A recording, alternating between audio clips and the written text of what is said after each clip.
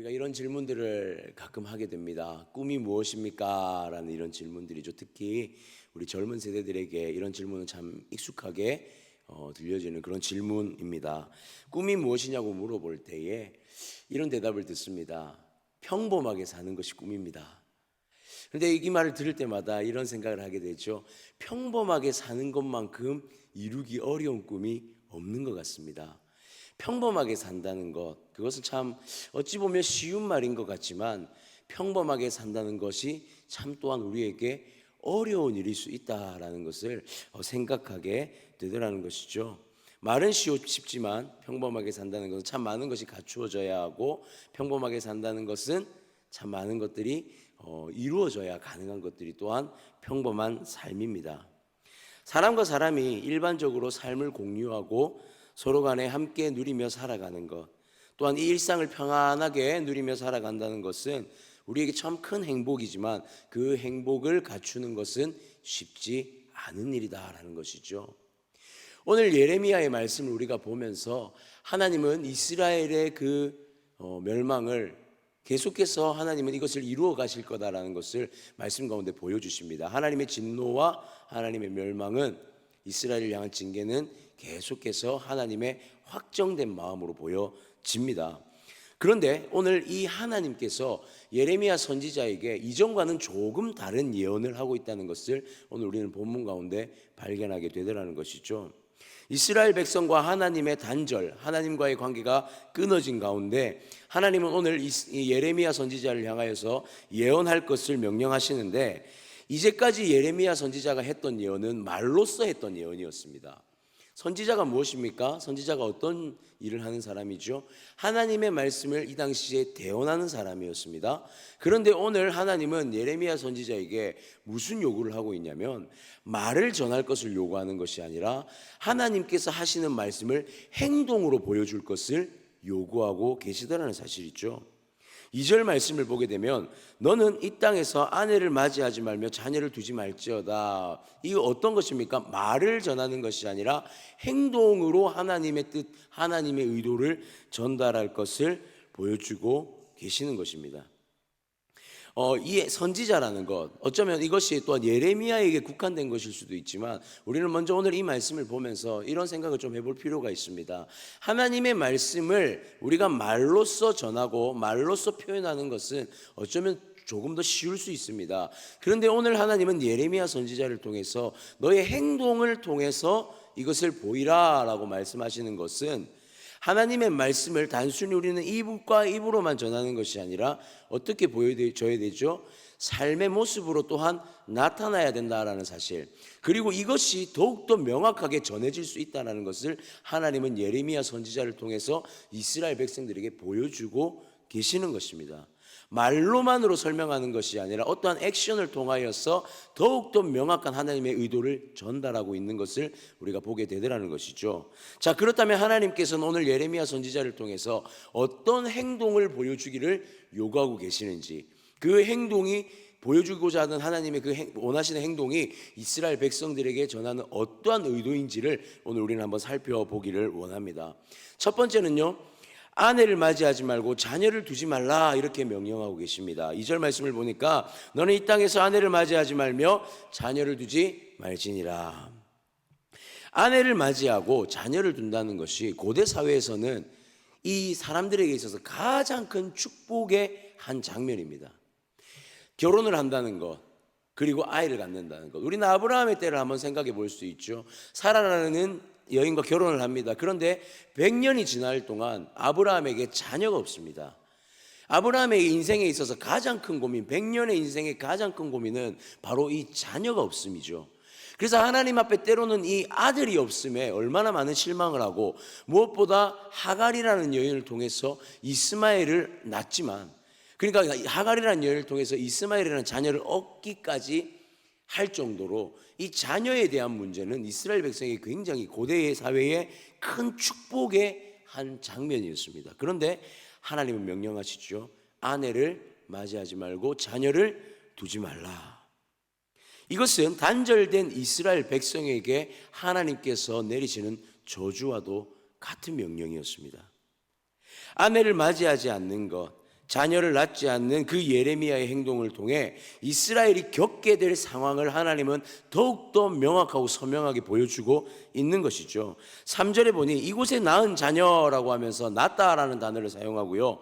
그 다음에 일반적인 또한 단어 가운데 낳다라는 단어와 또한 이러한 해산, 그러한 모습들을 보여주면서 사실은 이것이 얼마나 축복된 것인지 3절에는 보여주고 있습니다. 부부 간의 관계를 통해 자녀가 낳는 것은 너무나 큰 축복이죠. 그런데 4절을 보니까 이 4절에 낳고 생명이 살아나고 생명이 태어남을 표현하는 표현이 아닌 어떤 표현이 쓰여지고 있냐면 4절에는 죽다, 애곡하다라는 단어도 쓰여지고 있습니다. 이것은 생명이 태어난 것과는 완전히 반대되는 죽음과 절망의 상태를 보여주고 있는 것이죠. 그러니까 예레미야를 통해서 하나님이 지금 예레미야의 행동을 통해서 보여주고자 하시는 것은 낳는 그 출생과 출산의 행복과 아름다움이 상실되어져 버린 이스라엘의 모습을, 그것을 겪게 될 이스라엘의 모습을 예레미야의 행동을 통해서 하나님은 오늘 아주 선명하게 보여주고 있다는 사실입니다. 그리고 두 번째는 무엇입니까? 초상집과 잔치집에 들어가지 말라고 명령하십니다. 우리 5절의 말씀해 보니 여호와께서 이와 같이 말씀하시되 초상집에 들어가지 말라, 가서 통곡하지 말고 그들을 위하여 애곡하지 말라. 내가 이 백성에게 나의 평강을 빼앗으며 인자와 사랑을 제함이라 여호와의 말씀이니라. 어디를 들어가지 말라고 하시죠? 초상집에 들어가지 말라 말씀하십니다. 또 한 군데가 있습니다. 잔치집에 들어가지 말라고 말씀하십니다. 8절에 보니까 너는 잔치집에 들어가서 그들과 함께 앉아 먹거나 마시지 말라. 사실 이렇게 나누어져 있지만 저는 오늘 이걸 좀 한 번에 묶어서 보기를 원하는 것은 같은 의미가 담겨져 있기 때문이에요. 초상집과 잔치집에 들어가지 말라는 것, 그 이유가 무엇일까요? 일반적으로 장례식장에 가면 어떤 일들이 있습니까? 이렇게 상주들이 있으면 객들이 찾아갑니다. 그러면 뭐 하죠? 먼저 인사하고 나서 또한 우리 같은 경우는 이 기독교식으로 예배를 드립니다. 그런데 이 예배의 의미가 가장 먼저 드리는 예배가 보통 보면 위로 예배죠. 그러니까 우리는 가서 뭘 하냐면 상을 당한 그 가족들을 위로하고 격려합니다. 이 위로와 격려는 어떤 의미가 담겨져 있습니까? 회복할 수 있습니다. 하나님이 회복시켜 주실 것입니다. 그러니까 미래에 대한 기대와 소망을 품고 전하는 것이 위로와 격려죠. 결혼식장도 마찬가지입니다. 우리는 결혼식장을 가게 되면 신랑과 신부를 축복해 줍니다. 이 축복의 이유가 뭐죠? 그들이 걸어나갈 일상 가운데, 삶 가운데 하나님의 인도하심이 있기를 우리가 축복하는 것이고, 그 걸음걸음마다 있을 행복함에 대해서 우리가 기대하며 많은 하객들이 축복하는 그 모습, 그것이 초상집과 이 결혼식장의 미래와 비전을 보면서 미래와 또한 기대와 소망을 가진 표현들이 있는 곳이 사실은 초상집과 결혼식장입니다. 그런데 하나님은 오늘 예레미야에게 뭐라고 말씀하시냐면 이 초상집과 결혼식장을 들어가지 말라고 말씀하고 있는 거예요. 왜냐하면 하나님께서 이스라엘에게 내리실 이 징계의 현실은 초상이 나더라도 많은 사람이 죽어서 초상이 생기겠지만 그들 가운데 할 위로와 격려가 아무 의미가 없다라는 것입니다. 사람이 죽고 그 죽음의 슬픔이 그들 가운데 있겠지만 그 슬픔 가운데 위로와 격려가 아무 의미가 없는 것, 이미 폐허가 되어버린 이스라엘 땅에, 죽음밖에 남아있지 않는 그 땅에 어떤 위로와 격려가 위로가 되고 격려가 되겠습니까? 아무것도 있을 수 없다라는 것이죠. 결혼식 자체가 있을 수 있겠습니까? 패망한 이스라엘 땅에 바벨론의 포로로 끌려가 버린 그들의 인생 가운데 결혼이 있다 할지라도 그들에게 남아있는 것은 절망이고 눈물밖에 없는 현실이지 않겠습니까?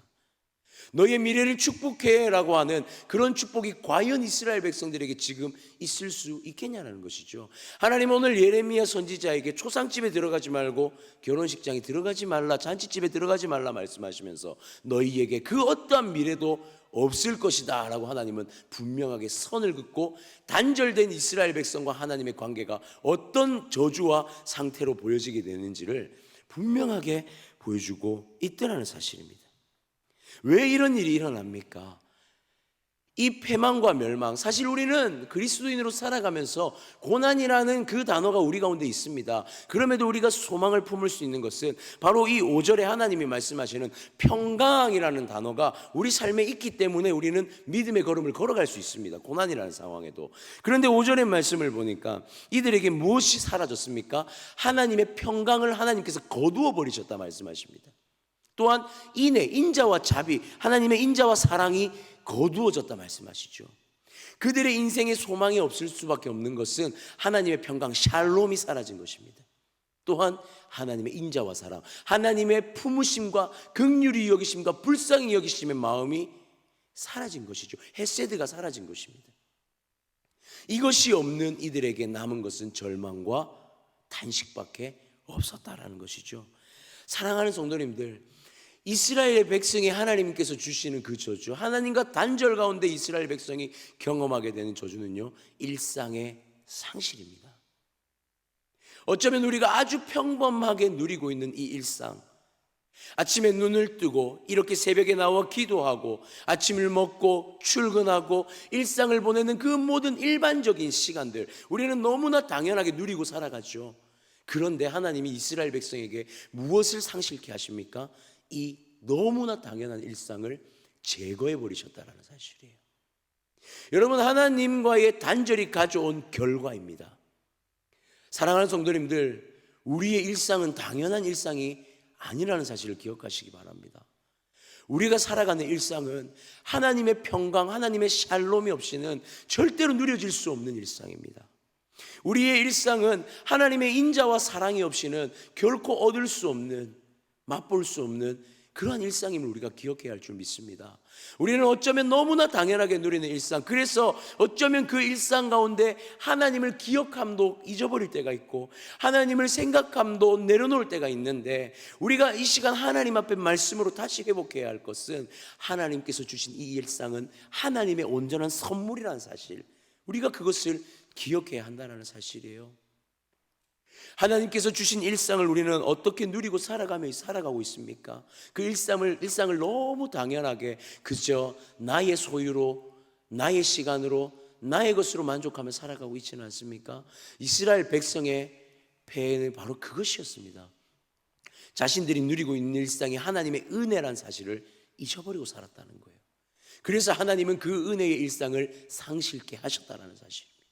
너희가 얼마나 소중한 인생을 살고 있는지를 잃어버리게 하시는 그 하나님의 저주는 이스라엘 백성의 모든 것을 앗아간 상황과도 같았다라는 것이죠. 사랑하는 성도님들, 그렇다면 우리가 이 일상의 상실을 당하지 않기 위해 우리는 무엇을 바라보며 살아야 됩니까? 다시 한번 하나님과의 관계를 우리는 생각해야 된다는 것이죠. 하나님과의 온전한 관계가 이루어지지 않으면 어쩌면요, 아무리 우리에게 일상이 주어진다 할지라도 이 일상은 행복한 일상이 될 수 없다는 사실을 기억하시기 바랍니다. 우리는 무엇을 바라보고 달려가는 사람들입니까? 세상의 사람들은 오늘 하루에 어떠한 당장의 즐거움을 보고 살아가지만 우리는 천국의 소망을 보고 달려가는 사람들이지 않습니까? 그래서 하나님의 하늘의 소망, 그 말은 결국 하나님과의 관계 속에서 매일의 일상 가운데의 행복을 누리며 살아가는 것이 그리스도인이다라는 사실이에요. 사랑하는 성도님, 오늘 기대하고 소망합니다. 오늘 하루 우리가 살아가는 또한 이루어갈 평범한 일상, 그러나 그 일상이 하나님의 은혜이고 우리는 이 일상 가운데서 하나님과의 관계를 끊임없이 고민하며 또한 그 관계를 유지하기 위하여 몸부림치며 살아가야 하는 삶이 우리의 삶임을, 성도의 삶임을 오늘 우리가 고민하며 나아가는 한날이 되어지기를 소망합니다. 그렇다면 오늘 이스라엘에 향한 이 하나님의 예언, 예레미야 선지자를 통해서 보여주셨던 이 하나님의 예언 가운데 이스라엘 백성은 어떻게 반응하고 있느냐의 문제도 살펴볼 필요가 있다는 것이죠. 오늘 우리가 말씀을 보니까 이 일상의 저주가 이스라엘에게 선포되었습니다. 그런데 이 일상의 저주에 대해 이스라엘 반응은 어떻게 나타나냐면 10절에 보니까 내가 이 모든 말로 백성에게 말할 때에 그들이 내게 묻기를 여호와께서 우리에게 이 모든 큰 재앙을 선포하시면 어찌 됨이며 우리의 죄악이 무엇이며 우리가 우리 하나님 여호와께 범한 죄는 무엇이냐 하거든. 여러분, 이 말씀에 이스라엘 백성들의 반응이 어떻습니까? 하나님, 우리가 일상을 빼앗겨야 할 이유가 뭡니까? 라고 묻고 있습니다. 하나님, 우리가 이 일상을 상실해야 할 이유가 과연 뭡니까? 하나님이 이걸 이미 예견하시고 이렇게 말씀하시고 계시는 거예요. 그들은 이렇게 대답할 것이다 라고 예견하십니다. 일상 가운데 하나님과의 단절이 일어나 버린 이스라엘 백성에게 더 이상 하나님 앞에서의 옳고 그름의 문제는 중요하지 않습니다. 자신들의 일상이 상실되는 것에서만 분노하고 있습니다. 자신의 일상이 상실된 것에 대하여서만 그들은 반응하고 있습니다. 과연 이 일이 왜 일어났는지에 대해서는 자각하고 있지 않다는 거예요. 하나님은 지금 무엇이라 말씀하십니까? 그들의 질문 가운데 11절에 이렇게 말씀하십니다. 너는 그들에게 대답하기를 여호와께서 말씀하시되 너희 조상들이 나를 버리고 다른 신을 따라서 그들을 섬기며 그들에게 절하고 나를 버려 내 율법을 지키지 아니하였음이라. 이렇게 대답해라 라고 예레미야에게 말씀하고 있죠. 너희가 내 율법을 떠났다, 너희가 나를 버렸다 라고 말씀합니다. 이것을 조금 더 쉽게 풀어보자면 하나님의 울타리를 벗어났다는 것입니다. 너희가 나와의 언약의 관계를 끊어버렸다라고 말하고 있는 거예요. 하나님은 한 번도 언약을 끊으신 적이 없습니다. 누가 끊었죠? 이스라엘 백성들이 끊어버렸습니다. 하나님의 보호와 그 인도하심의 울타리를 이스라엘 백성들이 벗어난 거예요. 그리고 어디로 가버렸습니까? 이방의 신들 앞으로 가버렸던 그 죄악, 그것이 그들의 선조 가운데 일어났고 그 선조들이 지은 죄보다 더 큰 죄가 지금 현재 예레미야의 시대에 일어나고 있다라고 하나님 다시 한 번 더 언급하고 계시는 것이죠. 사랑하는 성도님들, 우리가 일상 가운데 하나님 앞에 누려야 될 그 일상들을 하나님 앞에 누리면서 고민해야 될 것은 바로 이겁니다. 우리는 하나님 앞에 혹여나 하나님께서 우리의 삶에 개입하는 가운데 우리와 하나님의 관계를 다시 한번 점검하면서 하나님께서 때로는 우리에게 어떤 것을 주시냐면 반응하게 할 만한 어떠한 자극을 주신다는 거예요. 네가 제대로 살아가고 있니라는 우리의 생각과 우리의 행동을 건드리실 때가 있습니다. 살아가다 보면 어려운 일이 생길 때도 있고요, 살아가다 보면 은혜라는 것이 느려지지 않을 때가 있어요. 그때 우리는 어떤 반응을 해야 되냐면 하나님, 내게 지금 무슨 문제가 있습니까? 라고 반응해야 돼요. 그런데 우리는 이렇게 질문할 수 있다는 겁니다. 하나님, 왜 내게 이런 일이 일어납니까? 나는 이런 일을 경험할 만한 이유가 없지 않습니까? 이렇게 말할 때가 있다는 거예요. 하나님 앞에서 우리의 반응은 이런 반응이 되어서는 안 된다는 것입니다. 하나님 앞에서 믿음의 삶을 살아가고 있는 성도의 반응은 항상 이런 반응이어야 합니다. 하나님, 지금 내가 하나님 앞에 어떤 상태입니까? 하나님, 나는 지금 하나님 앞에 온전함 가운데 서 있습니까? 하나님, 나는 지금 내 일상의 이 상황을 아무렇지 않게 살아가는 그런 모습이 아니라 나는 하나님 앞에 경각심을 가지고 살아가고 있습니까? 라는 이 질문이 하나님 앞에 끊임없이 기도로서 드려질 때에 하나님께서 우리의 일상의 행복을 허락하시고 우리의 일상 가운데 하나님과의 온전한 관계를 끊임없이 이어나가는 노력을 경험하게 될 것이다 말씀하고 있는 거예요. 이렇게 반응했던 이스라엘 백성들의 결과는 어떻습니까? 13절에 볼까요? 내가 너희를 이 땅에서 쫓아내어 너희와 너희 조상들이 알지 못하는 땅에 이르게 할 것이라. 너희가 거기서 주야로 다른 신을 섬기리니 이는 내가 너희에게 은혜를 베풀지 아니함이라 하셨다라. 하나님의 은혜가 없는 인생, 하나님의 다스리심이 없는 인생, 하나님의 울타리가 아닌 다른 이방의 땅에서 살아가게 될 이스라엘의 모습을 하나님은 확정하십니다. 사랑하는 성도님들, 오늘 이 새벽에 하나님의 말씀으로 다시 한번 우리가 결단했으면 좋겠습니다. 우리의 일상은 거저 주어진 일상이 아닙니다. 모든 것이 다 하나님의 은혜와 샬롬과 인자와 자비로 누려지는 은혜임을, 일상임을 기억하시길 바랍니다. 그리고 때로는 이 일상을 살아가시다가 하나님이 말씀으로 우리를 자극할 때가 올 것입니다. 너의 일상 가운데 혹여나 조금 어긋난 부분이 있지 않니? 라고 하나님께서 말씀하신다면 우리는 그때 이렇게 반응했으면 좋겠습니다. 네, 하나님, 주님의 말씀 앞에 온전히 반응하기를 원합니다. 다시 주님과의 관계를 회복하기 원합니다. 그렇게 반응하는 우리가 되어졌으면 좋겠습니다. 그 삶이 하나님 앞에 매일매일 반복되어지며 우리가 성화의 과정을 거쳐가며 하나님 나라를 향한 한 걸음 한 걸음을 그렇게 신실하게 옮겨가는 삶들이 우리에게 삶이 되어지기를, 오늘 한 날 그 인생이 우리 가운데 사라지기를 주님의 이름으로 축복합니다.